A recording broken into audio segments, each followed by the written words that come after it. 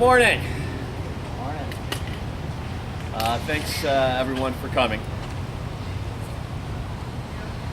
For the past month, my wife and I have had some time to reflect and examine what happened in this race for Congress, but also, the two prior races.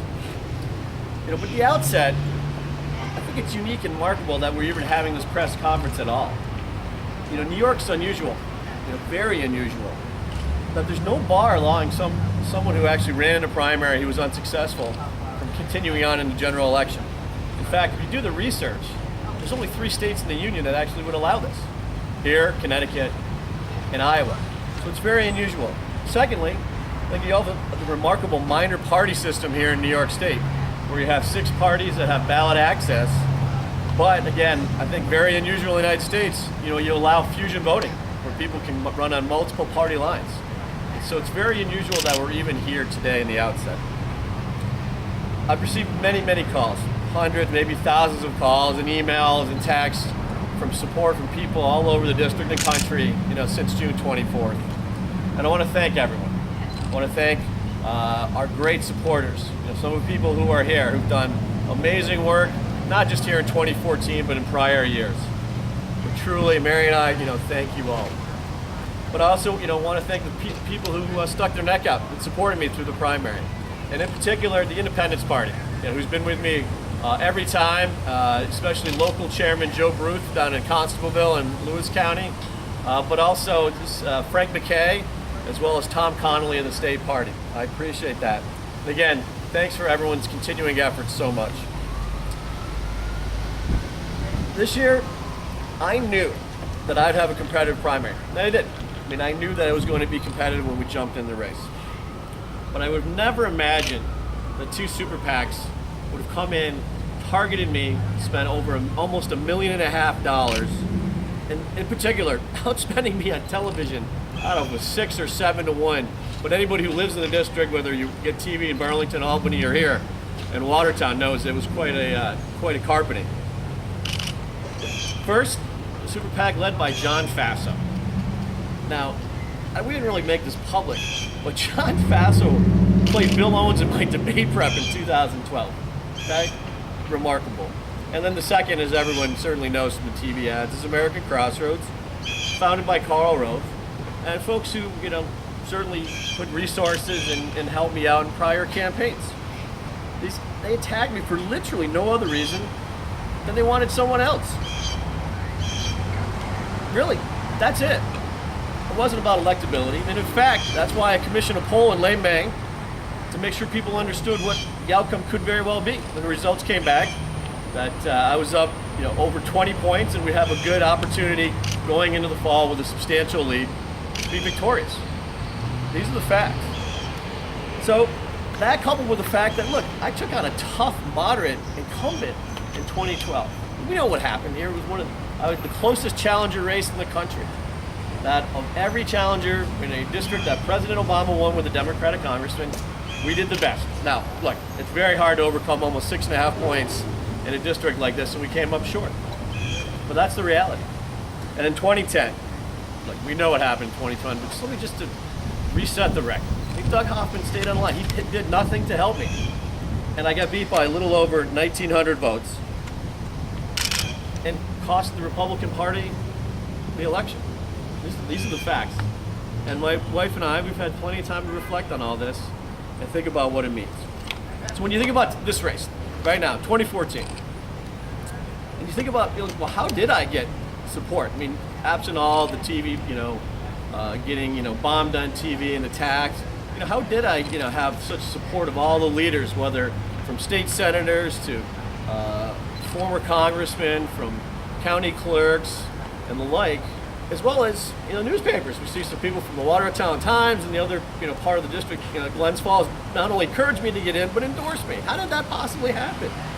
Well, I think when you think about the challenges we have in this district, you need a leader for the North Country. And that's what we absolutely need in Washington. Someone who's a businessman, who understands how to create value and drive the economy. Someone who actually is from here, a native son. Someone who can actually help folks in a tough economy, which unfortunately we have to struggle with every day in the North Country. He's been out, tested by voters, fully vetted. He was actually reasonable. He who's independent. I'm not owned by anyone, for God's sakes, and I have the ideas and the work ethic to actually make a difference here. That's how I got such support. That's in spite of getting outspent, I still got 40% of the vote. And that's the practical reality. So when you're thinking about this district, when you think about our challenges, what really we face here, in a lot of ways, I think what we just went through, mandates that I stay on, run as independent, and stay on the Independence Party line. I can commit the resources. I have the time to run. And with 2 untested candidates who are not from the North Country, there's a real opportunity here. But I'm not going to do that. Reason, simple fairness, and principle. I am not going to be Doug Hoffman. I'm a Republican. I signed up for the primary. I faced the voters. I was successful twice. This time I was not successful. As my mom would sometimes say, it's life, it's tough, and you have to move forward. And so, when you think about being a Republican and having, what happened to us, look, to be honest with you, I'm angry at some certain segments of the Republican Party. But instead of trying to burn the place down, instead of trying to do something that we know is wrong, is going to hurt the people of the North Country, you have to view it as a family or a team. Look, you all have families here. You're not, love everything your family does. You might have teammates you can't stand from time to time, but you got to do the right thing. And you have to do the right thing from within. And staying on and trying to win the election and cause who knows what could happen is the wrong thing to do here. So, I'm kindly asking that the Independence Party let me honor my commitment to be their nominee in the fall. Number 2, I'm directing State Chairman Ed Cox and the folks at the New York State Republican Party to find a way to get me off the ballot before November 4th. And I am endorsing Elise Stefanik for Congress right now. And equally as important, I want my supporters to think long and hard about supporting her. Now, let's talk a little bit about my supporters. My supporters aren't really activists. These are people who, they're stay-at-home moms who homeschool their children. They, run, businesses, small and medium-sized over the district who, assume someone else can take care of politics. They're retirees who, they are not going to go out and wave signs in the middle of the public square. But you know what? They understand being a reasonable, mainstream Republican, you can create great opportunities right here at home. People who, I looked up to like growing up, like a guy like Dave Martin, God rest his soul. Those are my supporters. And so look, I understand the challenges, and look, we just went through a tough campaign. But for those, thousands of people who supported me, who've been with me, for the last 4 years, and who voted for me in this last primary, I think you should give Elise a chance. I understand the challenges. She might be young and inexperienced, but you know what? Compared to her Democratic opponent, she is light years ahead of him. She will do a much better job for this district than Mr. Wolf, and I encourage you to, again, go through the process that I just did with Mary and find it in your hearts to vote for Elise. And I'll be reaching out to Elise, and I will do whatever I can to help her. I'm sure she has a campaign and she has a good team, and if they don't want to use me, they want to use me, I'll be available for their use and to help campaign and support her in whatever way, shape, or form. So 2 final things while everyone gathered here. Number 1, we need to change the laws in New York State. As I said from the outset, there shouldn't be a press conference today. There shouldn't have been a 2010 with Doug Hoffman siphoning out votes to end up making me lose. There shouldn't have been that. You need to change the laws. Look, you sign up for a primary.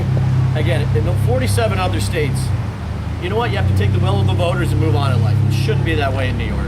And secondly, in an equal challenge, you have to end the fusion voting system. It's very simple.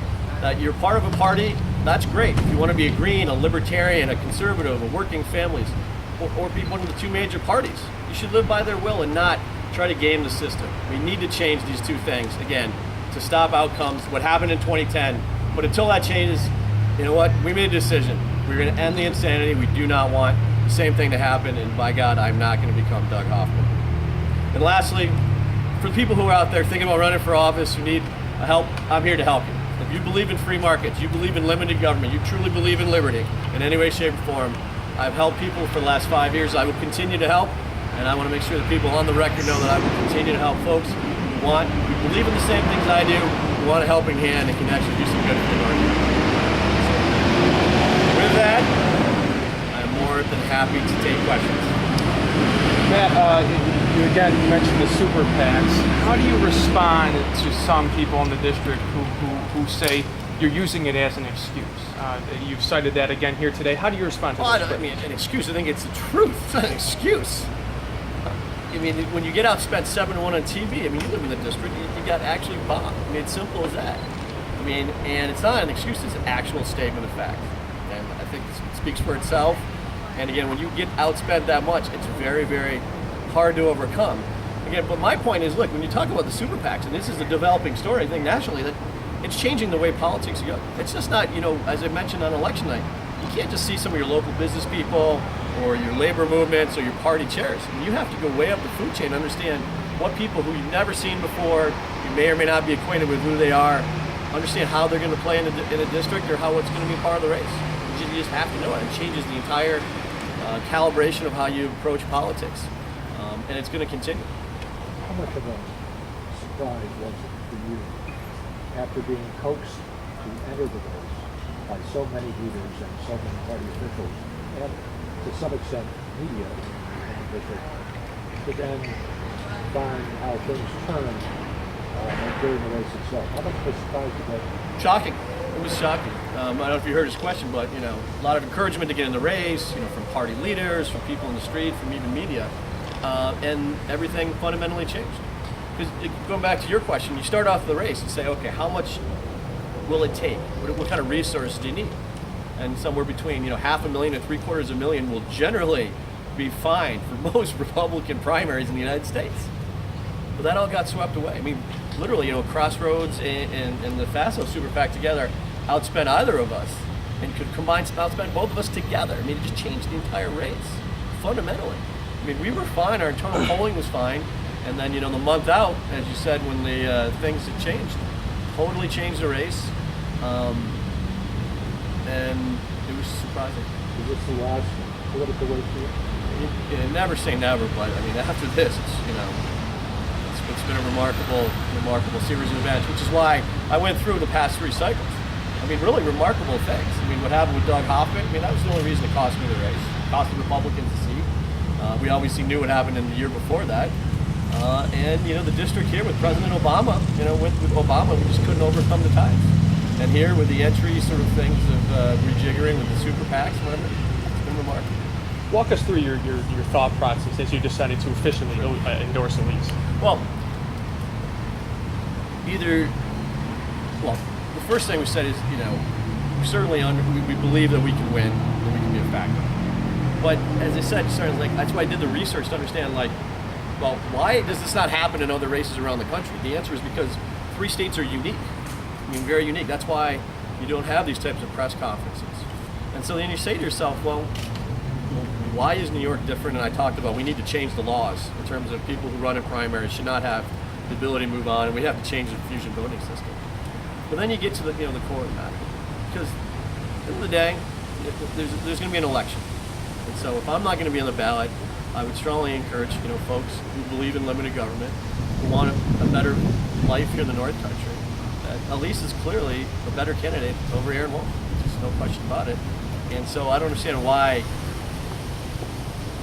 I wouldn't be just honest with the people who've been very kind to me and have done so much in whether it's going out to parades, to actually sending out letters, fundraising, and everything like, to actually know where I stand, and who actually know these candidates and I've seen them around, to give them my opinion, and hopefully that they follow suit. You mentioned you've spoken to your supporters over the past month and a day. Have a majority of them said they want you to stay in? The majority they have? I'm not going to name names, but there'll be some people you'd be surprised that wanted me to stay. But at the end of the day, I submitted myself to the Republican primary just like in 2012. And this is the right thing to do. It's about fundamental fairness in principle. And you cannot have it both ways. When the system works for you, it's great. When it doesn't work for you, well, I'm not going to follow along. The law needs to be changed, but until then, I'm going to do the right thing and make sure that voters have a clear choice. I certainly hope they pick Elise. and hopefully she'll win in November.